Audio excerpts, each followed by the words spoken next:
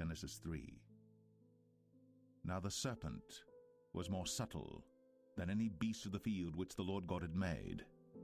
And he said unto the woman, Yea, hath God said, Ye shall not eat of every tree of the garden? And the woman said unto the serpent, We may eat of the fruit of the trees of the garden.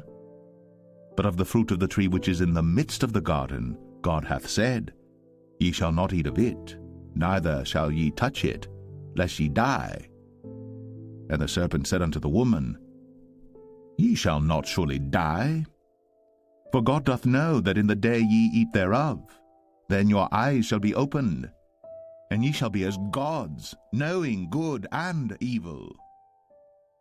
And when the woman saw that the tree was good for food, and that it was pleasant to the eyes, and a tree to be desired to make one wise, she took of the fruit thereof, and did eat, and gave also unto her husband with her, and he did eat. And the eyes of them both were opened, and they knew that they were naked. And they sewed fig leaves together, and made themselves aprons. And they heard the voice of the Lord God walking in the garden in the cool of the day.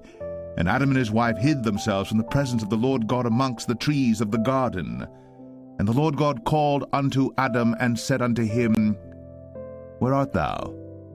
And he said, I heard thy voice in the garden, and I was afraid, because I was naked, and I hid myself.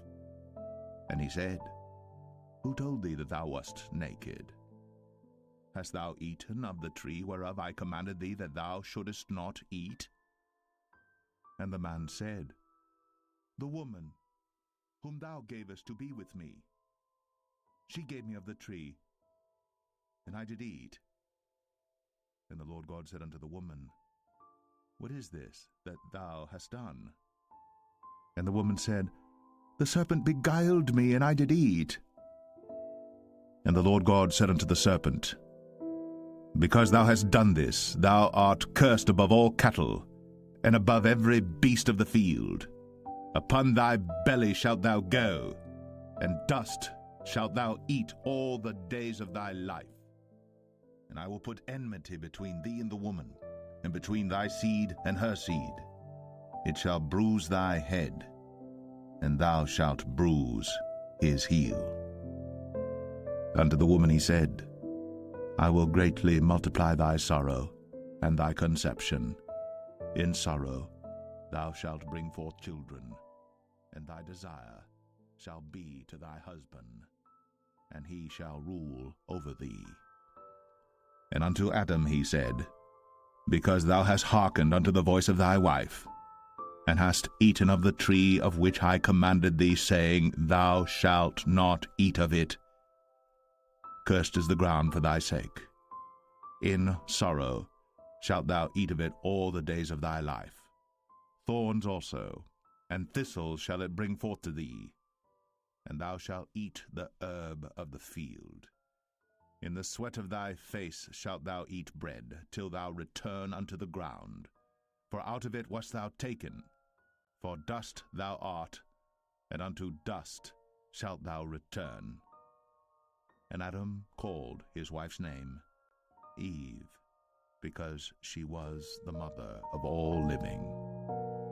Unto Adam also and to his wife did the Lord God make coats of skins, and clothed them.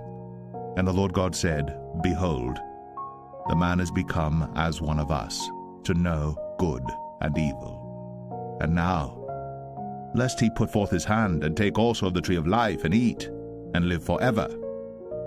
Therefore the Lord God sent him forth from the Garden of Eden, to till the ground from whence he was taken.